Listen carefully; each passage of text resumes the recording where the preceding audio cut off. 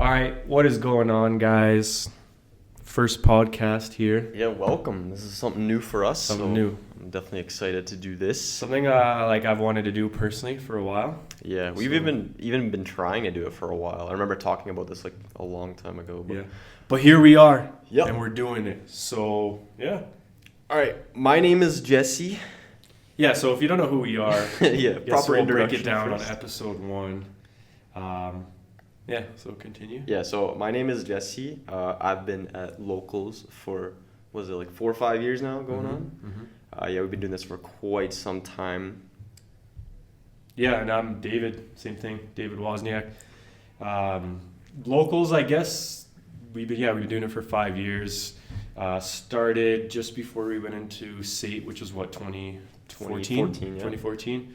And 2020 is coming up now, and just been. Damn, that's almost 6 years in. Yeah, coming up on 6. All right, so brief introduction of what Locals is, in case you don't know. We do digital media. We're like automotive entrepreneurs. We have an international brand.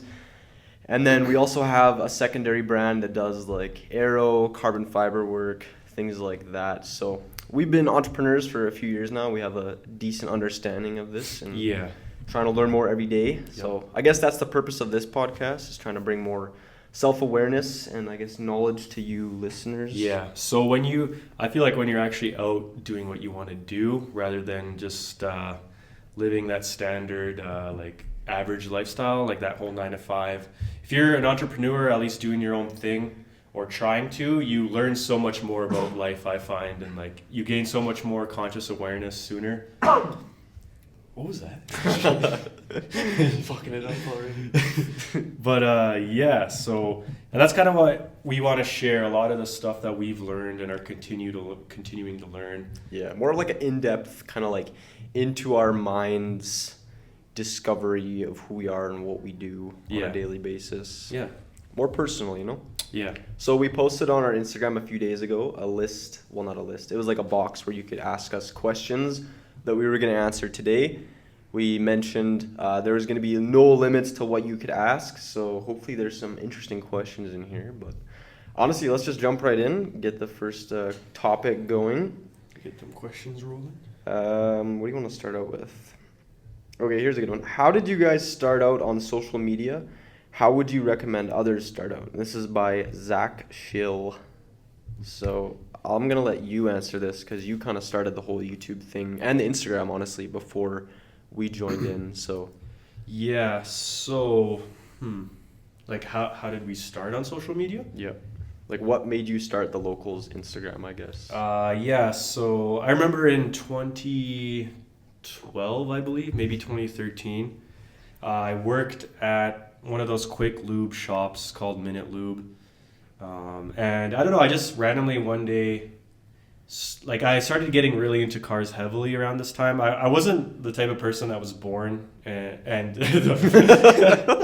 was never born, but when I was born, like I wasn't into cars as a kid. It's something that developed over time. And like, I don't know, around that 18, 19-year-old range, I started really getting into cars and like started watching a lot of car videos and like crews and meetups and stance wars and all this stuff. So wanted to start a crew, especially Ill Motion, which is a crew here in Calgary. I don't know if they're much of a crew anymore, but they were back in the day, and like super influential because they had the clean builds and their own meet happening, and like it was just sick. So I was like, I want to have a crew of friends and like just everyone has sick cars and everyone's doing just vibing and stuff. So so I started this like YYC. I think the Instagram was called Locals Car Crew at first, before YYC Locals.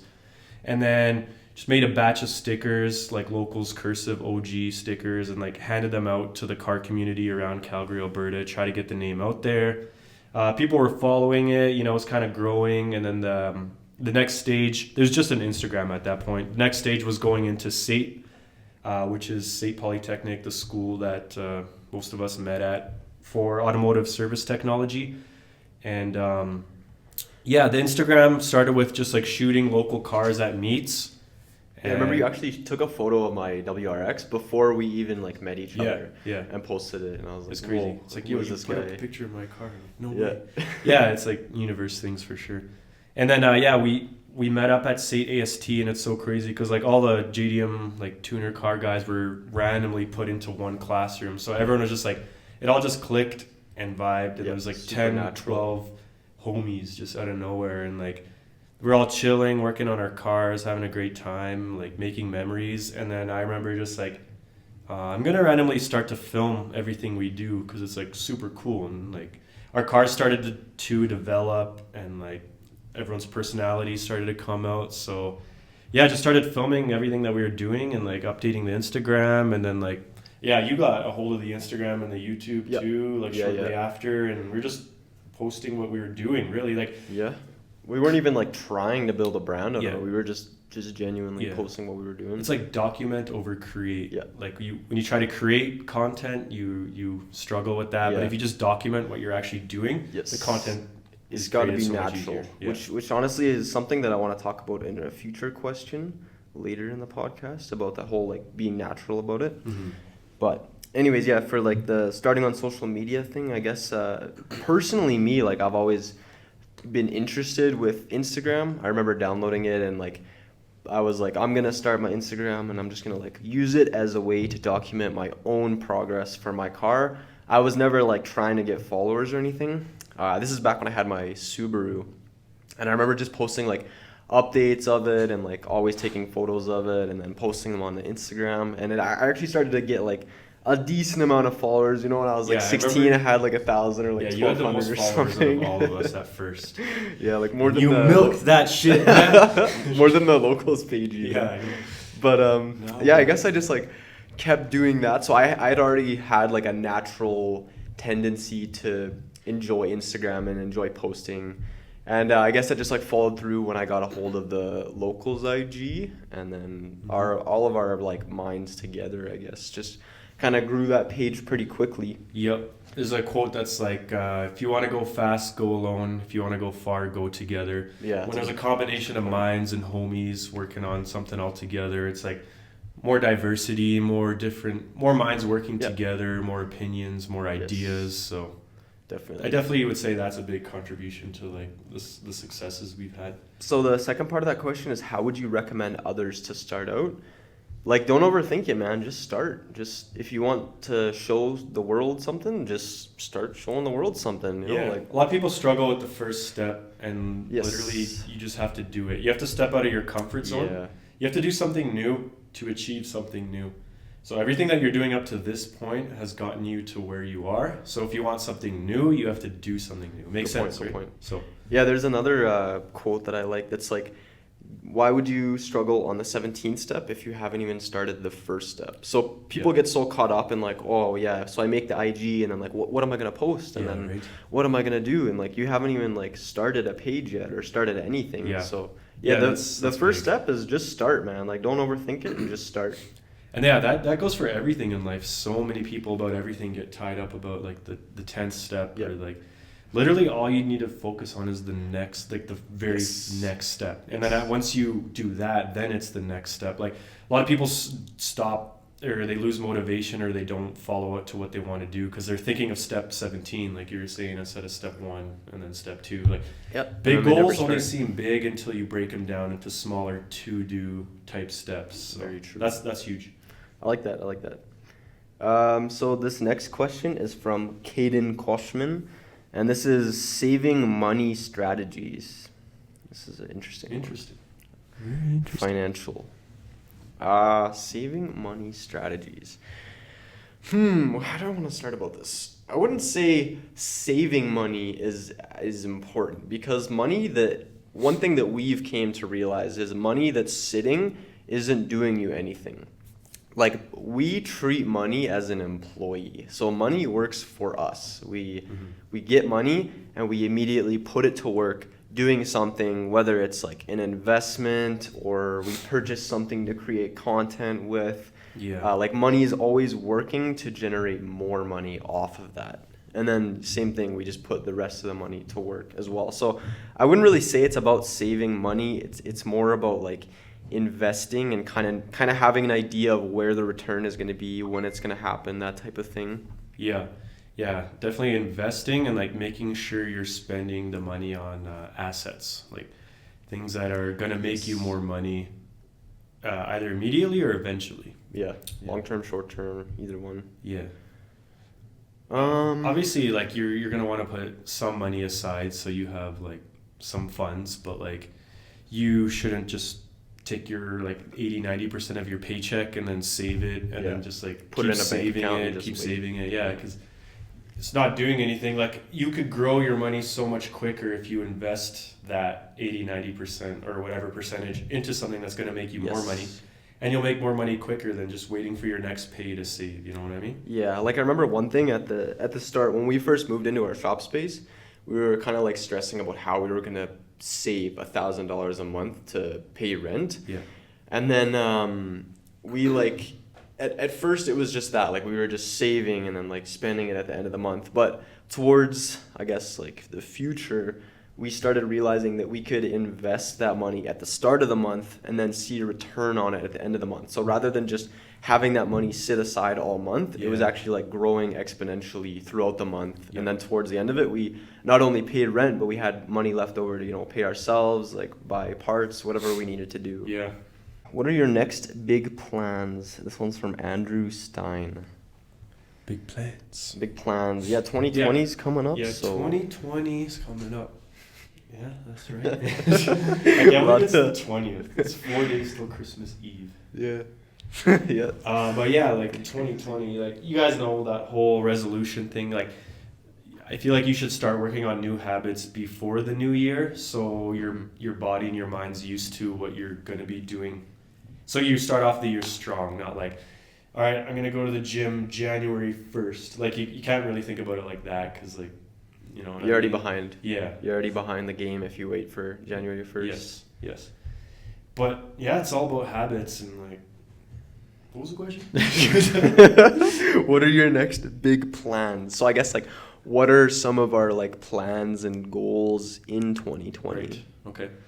Well, there's a lot, but I guess one thing that kind of pops up right away is like the shop. So we're moving out of our shop, our current one, the end of January. Yeah. And we're gonna be moving into a newer one, a bigger one. Yeah. So that's one of our big moves and big goals.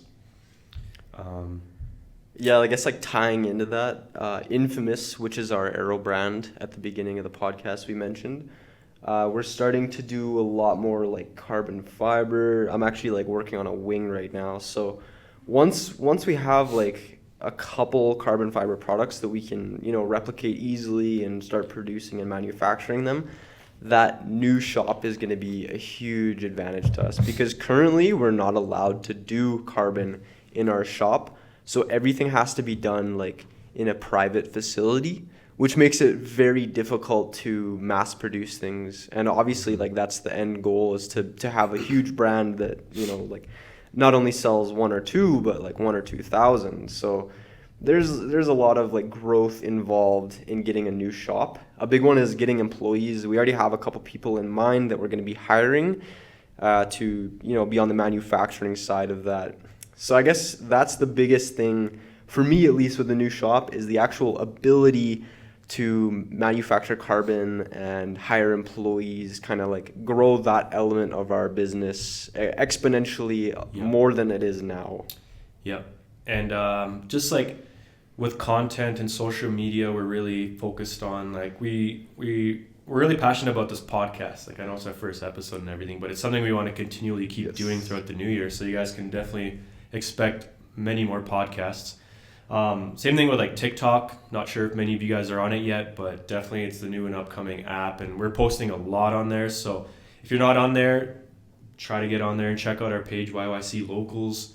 And like personal goals too for the new year, just better every factor of I guess for me personally, like everything. So like, mental health, physical health, everything like financial aspects, business, spiritual, career, spiritual. Yeah. So like, I don't know, I'm trying to get really good at ball. So I want to like dunk. Yeah. You know what I mean? Yeah. 7-foot hoop Yeah. things. I'm increasing, like I'm hitting a PR pretty often, almost every day. So like I'm trying to get my body into like bigger, better physical shape. Yeah, that's a good one. Like a peak physical, I want to be in like peak physical and mental condition. Yeah, and mental, for sure. Master of my own mind. Like my body is like the top it can be. Like yes. I want to have like ultimate endurance, cardio, everything. I just want to be like, I don't want my body to ever hold me back in any situation. Exactly. Any opportunity, like I got to be ready for it at all times. So I want to like really develop myself to be at that point. Yeah, just like all factors of you know, your social life, your relationships, your money, your career, like just really analyze every single factor and like do what you can every single day to make each one better, like a step at a time, you know? Yeah, that's a good one. Yeah. One step at a time. Exactly. Create those habits. Yeah, it's any other big plans we got coming up in 2020? Like, well, obviously, like we're forgetting brand growth. So we for like the Edmontonians, I know Jonah from Ghost Gang recently opened up a shop there. He has his own like home base, and like we're gonna be eventually selling our retail items out of that location. So we're gonna have an Edmonton location where people can come in and pick up like locals items. We got that big shop move here in Calgary. Yeah, we'll have a storefront as well for like Calgary folk as well. And what other like? I guess like we said at the beginning, you know, everything you've done up until this point has only gotten you this far, and it's not enough to take you further. So 2020 for us, for locals, is really going to be about just like trying new things, doing things we've always wanted to do, such as the podcast, and just like stepping outside of our comfort zones. We want to make a ton of content and just become better individuals every day. So like when you reflect on yesterday, just be like, I was better than I was yesterday. Yes. If you can say that every day, you're well on the way. Exactly. Yeah. Self-development is huge. Yeah. Our next question. I mean, that's pretty much. Do you want me to look at some too, or sure? Yeah. If you see any, just talk about how Lowcals started. Yeah, we already talked. About that. Since this is podcast number 1, and there's gonna be many more after this. UOG's watching right now. If anyone's asking in the future how Locals started or the Locals origin story, send them all back to Locals podcast episode 1. Well, actually, I don't even know what the name of this is going to be, but just tell them episode 1. But we want a sick name for this. But just fresh out of school, started a crew, met at SAIT. Yeah, there's a lot of how did Locals start. That's cool. Did we pretty much cover like everything? Like, yeah. Like, it was just natural. Like, there was never really, like, a decision, hey, we're going to start this. Yeah. It was just like, well, I guess you kind of made that decision, but... At the beginning, yeah. Beyond that, it was never really, like... You were just like, yo, yeah, I have this crew. And I was like, hell yeah. Yeah. And then it just kind of grew from there. Because it wasn't really even a crew. It was just an IG. It's cool because I had the intent of having a sick crew with friends and cool cars. And then kind of just, like, didn't heavily like want it so bad, and then it just manifested. Yeah. Like the intent was there, and then it just happened. Like universe things, you know. Jonah asked about he just said marketing is his question. So I don't know, any points we can... I'd say the best type of marketing is indirect. Yeah.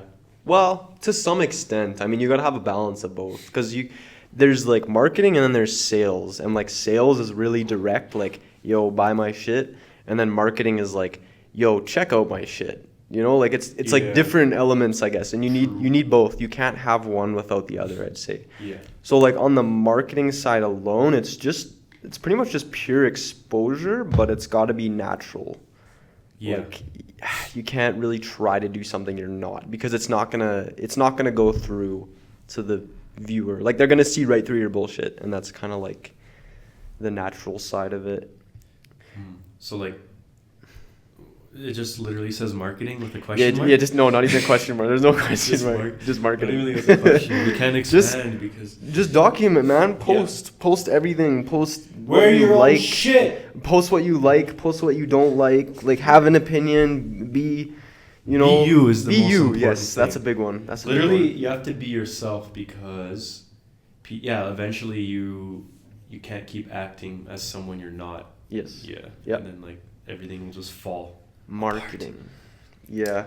Just keep posting, man. The more you produce, the more you're going to be in people's minds. Yep. The more people are going to listen to you and have like value your opinions. So just post everything, anything. Don't stress about what you're posting.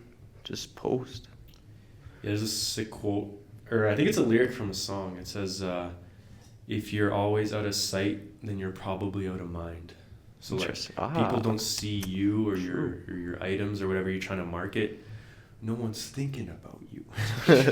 Yo, this is, I don't know if you're down with that, but this is a really good question. Next one. What? This is from Matteo. So Matteo is actually, he's this like sick homie who like painted a picture of David's car, your R34. Oh yeah, did he do yours too? Yeah, and then he did like mine and Charles's, and he's a sick painter. I don't know if he's still painting, but like that's how we got to know Matteo. We met him at Driven a couple times. Yeah, he'd come like, to the shows and then just give us these paintings that he did. Super appreciative. So Those sick. So sick. They're still hanging up on the wall at the shop. Anyways, his question is the first part of his question is like planning personal growth and your life journey so far. And then the second part is how to cope with challenges. So we kind of already touched on the like personal growth, like life journey element of it, but I'm really interested in like the how to cope with challenges, because that is definitely something that we've encountered. Challenges? Yeah, challenges. Does he just say challenges? Yeah, how to cope with challenges, etc. etc. How did he spell etc.? No. etc. You got anything to say about how to cope with challenges? Yeah, I do. Same. Where do we start though? I guess one of the biggest challenges that we encountered is like financial challenges. So for a long time, it felt like we were just chasing invoices and like paying one after another, and like never like we would never have enough money left to pay ourselves. It was always just like, sick, we made $1,000, and then it's like, shit, now we gotta pay this $1,000 invoice. Yeah, it was so crazy because it was like years of like, hey, we made $3,000, and then we get like 2 invoices that equal up to like $2,800, and then we're like, fuck, okay, we'll pay it. Yeah. And then we make another $1,500, and then it's like, oh, we have like a $900 invoice, and then like it's just like this back and forth of like making money, losing it, making money, losing it, and just like for a long time, dude. It felt like it was like at least like a year and a half, almost 2 years. Just like treading, literally treading. Yeah, that's a good way to put it. Treading water, just keeping our head like barely above the water. But like when you look back at it, it was like sick. Yeah, dude. Like I'm like laughing about it now because it's like I feel like we had to go through that to be strengthened and to be like, if you want the end result, like this is what you have to go through. This is what you have to struggle with, and you have to like learn. You're going to learn a lot about how to manage money, how to pay yourself properly, how to like deal with these invoices up front so that later on you don't make the same mistakes again. Yeah. And it was super sick because like in the end, like things just pulled through. Like we just made enough money to pay off all the invoice. We just made enough to like finish all of our cars. Like you guys, I know like most of you or some of you know the states of our cars. This was like the S15, and when you were working on the Supra, you had the engine out, and Charles was like just doing his Nardo livery, and like we all managed to like make these sick fucking cars, and like we're working as a business and like just making enough, but like in the end you pull through, and I don't know, the results speak for themselves, and you learn, and then you reflect, and you have a good time, and like just like as long as you learn from your mistakes and adapt and apply those lessons to the future. Yeah, honestly now I feel like we've been through so much struggle and like hardship that every challenge is like, it's almost like laughable. Like I've been through it so many times that like I don't see challenges as like devastating anymore. I'm just like sick, like how can we overcome this time? Like it's almost like exciting part of life, you know? Like I look forward to the next challenge because it's like another opportunity to grow. I remember at first when we were hit with like $3,000 invoices, we were all devastated. And then we transitioned to like, okay, like we can do this. Another huge thing like that ties in with exactly that is so like that's considered a challenge, and obviously there's like mental challenges and like relationship challenges and like so many things. So like this way of thinking has really helped me And just like, so basically when you reflect on shitty moments in your life, no matter what factor it was, you always pulled through it. And when you're going through it, you feel like it's super shitty and it's the end of the world and like you feel so bad. But in the end, you always pull through it. So like, if you're thinking macro, you've overcome every single tough part of your life, which means you will always overcome every tough part in your life. You know, life doesn't throw anything your way that you can't handle. So if you know macro, you're going to get through it and you'll be okay. You'd be like, okay, I'm going to be okay anyways in the end. So why would I stress so much now? Yeah. Does that make sense? Yeah. And that mindset has helped me so much. That mindset cures like depression, sadness, anxiety. Think about it. Whenever you're feeling depressed, sad, or anxious, or any negative emotion, it's all due to short-term thinking. Have you realized that? Just like, true. Think about it. So if you're like, to some extent though, like I do believe like mental health is a big thing, obviously. yeah, but like mental health, yeah, for sure. But like if you have anxiety, if you're feeling health, depressed or anxious, it's like, because of micro thinking. Yes. Because think about it. Say you, just like that moment, say you're really low on funds, your relationships aren't that good, and say your relationship with your family isn't that good. And so when you're thinking micro, you're like, okay, all these factors in my life aren't good right now. But in the end, they will be. So if you just like, if your mindset shifts to like the end, your mind isn't clouded with the present difficulties. Does that make sense? That makes sense. And like, hopefully this makes sense. It doesn't sound crazy because this has like helped me a lot. Like when you're feeling shitty or bad, just try to be consciously aware that you're thinking short term. Yeah. You know, like think about it, like you've been through shitty times in your life, right? Like, yeah, of course, right? Everybody. And like now you feel good, right? Yeah. So in those moments, if you're thinking about now, you're like, in the end I'm gonna be good. So why am I stressing now? Yeah, but I think it's important to clarify. It's not just like, oh, you think about it and then you're like, you're good. But it's just like, it's something that can help you kind of, you know, tough through those hard times and like get through everything. Because obviously life's gonna like fuck you up and like throw a lot of stuff your way. So just keeping that in mind is a good way to deal with it in like in a more positive way. It's not going to cure it entirely, but it might help you get through it. And like, I think that's kind of enough to. Yeah. Just like, when you're feeling, just like try not to think so short term, I guess. Yeah. Long term macro. Dealing with challenges. That's a good one. What were your jobs before YouTube? This is from 2.slow Gen. For YouTube. It's so crazy you've been doing this for 5 years. Didn't you work at PartSource for a bit? Oh, right.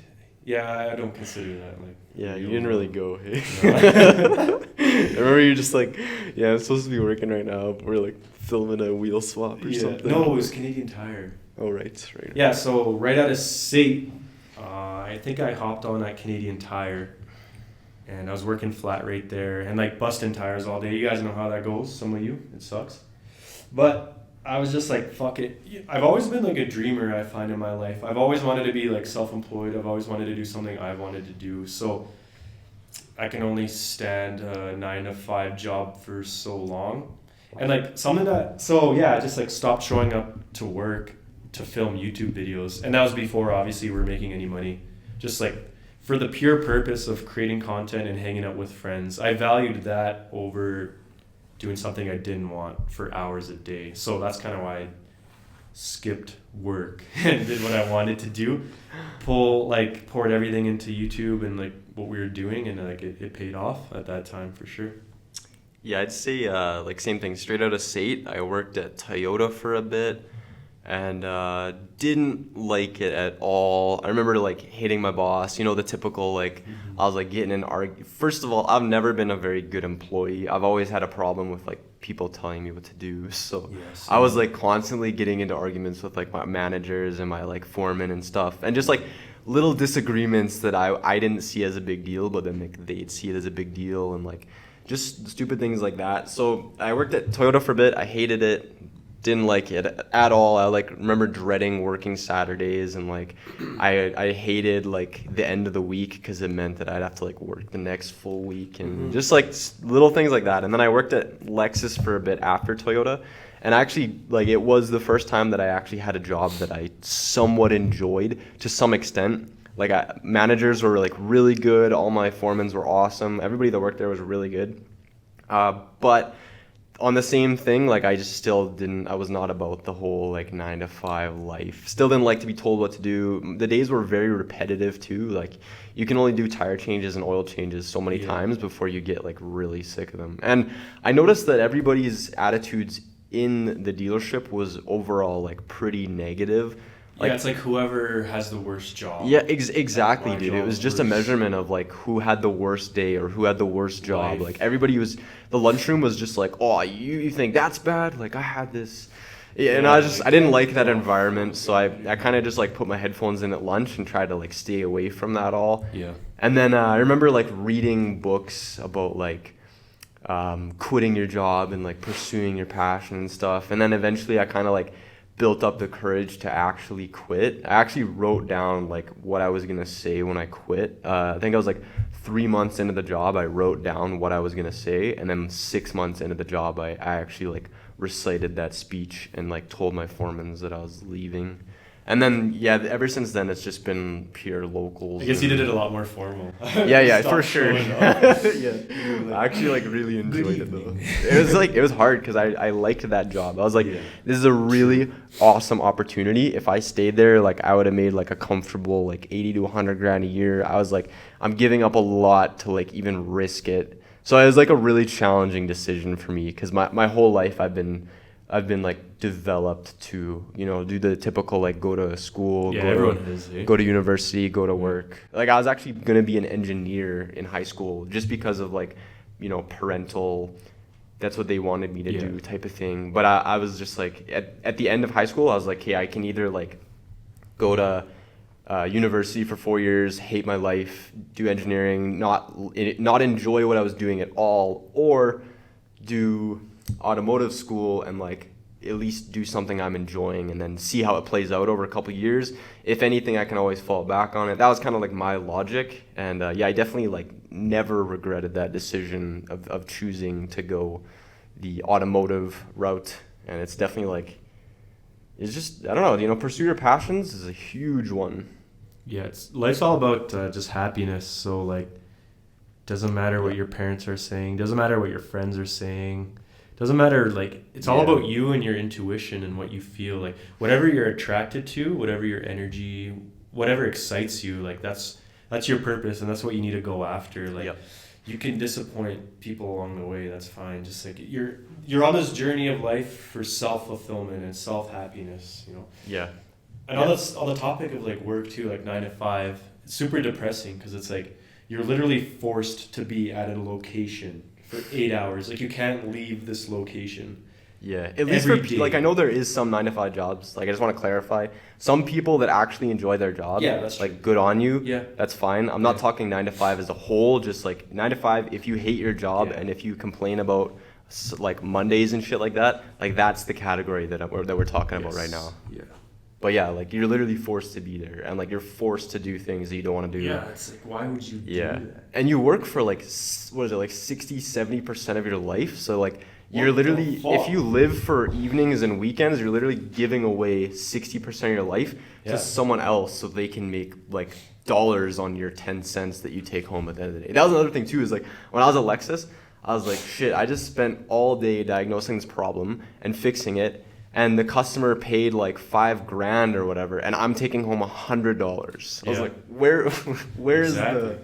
where's the logic in this? Yeah. So that was another part that I didn't really like, is I was doing so much work, and the company was the one that was taking all the money from it. Yeah, and physical work / labor doesn't equal monetary pay. So the old cliche of the harder you work, the more you go through, the more you earn is totally fake. And that's an example right there. Like, you're out there diagnosing, working on these cars. The bosses at the top are like chilling. Yeah. And then just making the this guy's got an LFA in the front, and I'm like twisting wrenches in the back. Just doesn't even know your name. Jimmy. Yeah. It was funny. What else we got? This one is reps versus real part. This one's more of like an automotive question. I don't know. What do you feel like answering next? Here, I guess here. Yeah, you should look at some. How did you fund your personal builds? Okay, yo, this is a huge one. This one's from Ethan underscore mate. So, how did we fund our personal builds? Like, okay, there's multiple ways you can pay for car parts. You can buy them, or you can trade for them, which is something that we learned how to do very well. Well, yeah, this is really big, so listen up here. Yeah, so we were just like resourceful as fuck. Like when we lacked resources in those periods where we didn't take home like any money for ourselves, we were like barely paying invoices off. Like we somehow managed to build a single turbo Supra with like a proper Link ECU and like full fuel system, an RB30, R33, and like a dope S15 with like legit parts. Yeah, and, like precision turbo, like custom built manifold, like fuel pump injectors, like. Yeah, if you look in retrospect at everything that we did to each one of our cars is amazing compared to like what we were thousands and thousands of dollars of work. So, yeah, this is how we did it. Okay, yes, we're super resourceful. So, who you know is super important. Like, who you know and working with businesses and leveraging your build. It's not. Building a car isn't all about getting the money and then spending the money to get the part. Yes. Basically, that's what we've learned. There's ways around building what you want. And whether that be working with companies, which we've done a lot of, that means reaching out to companies and businesses, not asking for too much, asking value to value. And then trading value, like money is not the only form of value. Yes. That's the best way to put it. You can trade things other than money to get the parts, and that's kind of what we really got good at. And when you reach out to these businesses, people, and companies, you don't talk about yourself. You're like, yo, I'm this sick fucking guy. I'm gonna build this sick car, dude. you talk about how you're gonna help them. Yes. They're not interested about. In micro sense, who you are. They want to know how they're going to benefit from this deal. So, like, you need to really lay the value of what you can bring to them down on them. And, like, you know what I mean? Dude, I got a funny story about, going back on, like, calling these companies. Like, we actually picked up the phone and called these companies. But what we would do is I remember, like, there was a few weeks where all we did every day for like 6-7 hours a day was call these companies. And I remember the first few we called like practice companies, like like practice girls or okay, well, anyways, like practice companies. So you just like you call a company that you don't care if you get a sponsorship from, and you just like you try to get a sponsorship through them. Yeah, just to get used to using your words and like talking about it. Yeah, because it's nerve-wracking. The first few calls is definitely like you're like stumbling over your words and like forgetting what you were gonna say. It's definitely intimidating to be like asking for this. Yeah. But once you kind of get those nerves out of the way through the practice companies, then you can move on to like legitimate established companies, and just using everything you've learned from those first few and applying it over here is gonna help so much. You'll be way less nervous about it. You'll be like a lot more confident going into it, and just being, confidence is huge because you got to be confident that you can bring value to them, and they can tell too. Like if they think you're lying, then you're not going to get anything. Yeah, and work on raising your value because they want value. So if you don't have value, like work on that first, and then you could start kind of working with these companies. So yeah, working with companies is a big one. Another huge one was trading. So Charles is fucking killing it at trades. Yeah, it's so crazy. Like trading set of wheels for a front lip. You trade parts to trade parts to trade parts, and eventually you get what you want. Dude, I remember I got a Greddy intercooler. Like we traded like a set of wheels for like something else, and then we traded that for something else, and then we traded that for like an intercooler and like a couple other things we got. But I was just like, damn, like we got all this for basically free because of something we had lying around. Yes. So like you can get all these expensive parts just by trading up and like being super resourceful. It's about knowing the right people. Yep. That's another one too, is just not only companies that have helped us, but people that have helped us. And like, so say you have a service or you have something of value that you can trade someone else with something of value. So like, hey man, we'll build you this kit in exchange for you welding some intercooler piping for us. Sort of deals like that. You give them what they want, and vice versa. That's another big one for sure. Yep. Yeah, that's a good way to explain it. And I'd say the last one too is just like Working in a shop has definitely helped me, and like becoming friends with people that work in shops or have worked in shops. It's like there's always parts laying around and like little things you can add to your car, and like so pretty much all these factors are just like being confident, reaching out to people, not being afraid, building connections, offering resources, trading up, becoming more of a valuable individual, targeting the companies and seeing what they need. And yeah, just like all those factors we've really applied. Because like with the S15, for example, I was just like, I had no, like in the end when I was looking at it, I was like, damn, how did all of this happen? Because I was just planning an eBay setup, and then like by the end, I was like road tripping in this like standstill, like Cosmos wheels, like precision turbo, like Auto-Dream manifold. 4 or 5 dyno tunes, yeah, like custom manifold, like external wastegate, like full custom exhaust. I was just like, I was in shock. I was like, damn, like this looks like I just straight up went to a shop and had 20 grand, 25 grand. And like it was so trippy around this time. I remember people would be coming to the shop visiting and being like, oh, I want to do this to my car, but it costs like 3 grand. And then I was just like, whoa, oh yeah, like people pay for like a lot of money for these parts. And like I don't know, it just felt like we were on a very synchronized flow. Yeah, flow is a good way to put it. Yeah. It just felt like every week we were like getting something else. Like Charles got an ARC intercooler for like $30 or something just by trading. Yeah. Like I remember we traded like a lip and something else, and like we just kept trading up. And like I had a Greddy intercooler, Charles had an ARC intercooler, I had like an authentic Greddy front lip, like just all this stuff. And it was just like, damn, we literally just traded junk that we had around, and we like worked our ways up to this. Yeah. It's all about like just have a good time, have a fun time with trying to build your car. Don't like look at the prices of everything Yes. you want, and like There's multiple ways to go about it. Yeah, that's another huge one. Get what you want. Like don't like I remember there was a certain point where Charles was like, "Oh yeah, I think I'm just gonna do like an eBay setup and like eBay this, like knock off that." And then I remember like me and David were like, "Nah, dude, like you gotta actually like if you want this, like actually try to get this. Yeah, set the intention and then let the natural cause just kind of like take you there. Yeah, the mindset will shift you there. Yeah. Yo, you want to let everyone know what you said when you opened up that Tansky box? Oh yeah, dude. Yo, we ordered like a bunch of fake parts just to like see kind of, I don't know, we just wanted to see the quality of it. We had some extra money lying around. We just ordered like a huge batch. And I was like, dude, I'm never buying real parts again. Like, I was so excited like it was Christmas morning. Just because I had like all this stuff around me and it all looked so legit. Yeah, like with these fake parts, they looked so legit and they were so cheap. And like, it's just so cool to see so many of these like fake, real looking fake parts around you. You just get this high. Yeah, you do, honestly. Just he's like, I love fake parts. I wish we recorded. Yeah, I wish we got it on film. Oh, those were good. That was the good old fire extinguisher days. All right, so we only have time for like a couple more questions. Yeah, do you know how long we've been doing this? Probably like 40 minutes or something. Really? Yeah. Okay, So another big, this is a huge one that I let's actually end it off with like, wait, should we do a giveaway right now? Or should Yeah, now's the time. Let's do Okay, it. so yeah, we decided that every podcast we're going to be giving away some of our items.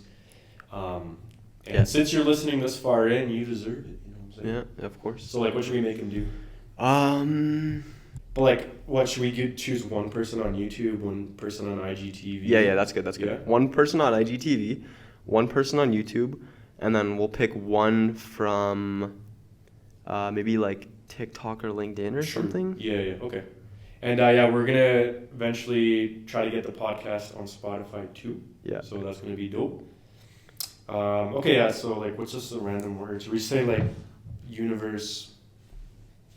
I have no idea. This is why we should Weird like how we were like blanking. plan it out. Comment like universe book year. What? Universe book year? Yeah. Those 3 words? Universe book year? year. Okay, alright, whatever. Okay, there you go. Universe book year. Alright, I'm looking at my universe sticker and a book that has year written on it. So. Okay, alright, makes sense. So yeah, 3 people or 2. 3 people. Let's do 3 people. 1 on Instagram, IGTV. One of them is going to be from TikTok or LinkedIn, and then the third one is going to be LinkedIn from too. YouTube. Okay, yeah. And for this round, it'll be like what, a lanyard probably? Probably, yeah, since we Okay. just released them. Yeah. And we're going to be doing a giveaway every podcast, so Yeah. stay tuned, obviously, for the next one Yes. and invite your homies out. Yes, but we're not done yet. We're not. There's Almost. more, but wait. Okay, this is a huge one. This is one that I actually really want to talk about. Why don't you guys film as much? This is from Brad Yamaguchi. And then there's also like multiple people that ask this. So why don't you guys posting like why don't you Like, guys they mean posting? YouTube, right? Yeah, why don't you guys posting like how you used to when you first started?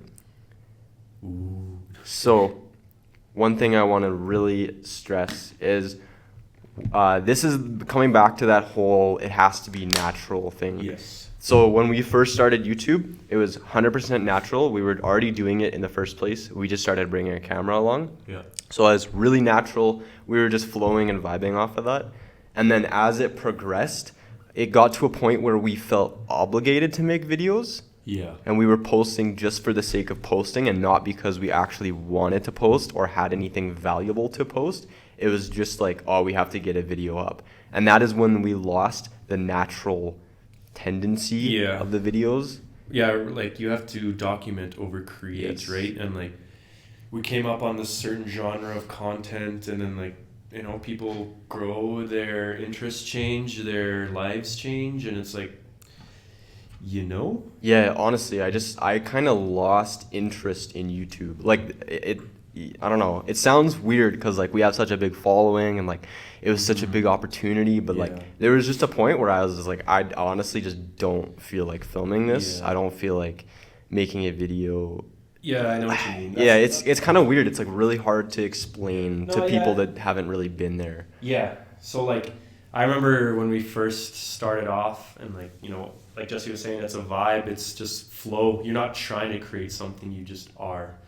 And I used to be, like so stoked, grab the camera every morning, jump out of bed, wanted to make a video, and I loved editing. And like, just as time has gone, as the years have passed, my interest in YouTube specifically, video making has decreased definitely. Like, Yes. I just, like the passion, not the passion, but The like, passion is still there. yeah, the passion It's is just there, the but like the method. YouTube Yeah.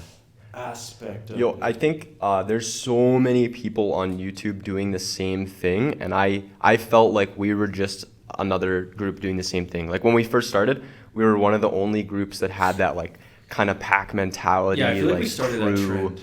Yeah, and just like as time went on, I was like, wow, this is like really saturated, and I don't feel like what we're doing is special anymore.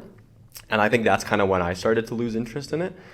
It's not that we have lost interest in it, because we've always been going hard at Lowcals. We've always been like true, especially on IG. That's one of our most consistent platforms. But I would just say like the execution of YouTube for us started to dwindle. And then like, I don't know, we'll still post. I still want to post, but we're only going to be posting when we genuinely want to post something and when we have something like cool to share with you guys. Yeah, like for me personally, I would only want to share something that I want to share. Like Yeah. I'm not just gonna like Exactly. squeeze footage out to try to get a video up. Yep. So those are kind of how my uploads personally are Yeah.